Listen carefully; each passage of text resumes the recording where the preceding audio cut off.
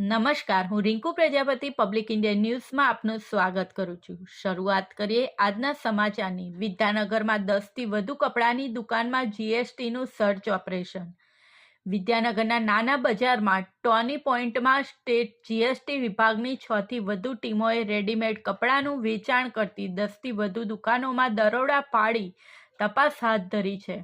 જોકે હજુ search operation ચાલુ હોવાથી કેટલીક કરચોરી પકડાઈ હોવાનો ચોક્કસ આંકડો મળ્યો નથી. ડિસેમ્બરમાં એનઆરઆઈ વતન આવતા હોવાથી આણંદ વિદ્યાનગરમાં બજાર ધમધમતું રહે છે.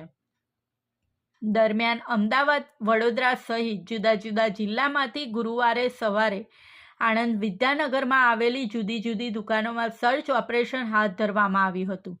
જેના ભાગરૂપે વિદ્યાનગર નાના બજારમાં આવેલ ટોની પોઈન્ટમાં 6 વધુ ટીમોએ દરોડા પાડીને કાર્યવાહી હાથ ધરી હતી.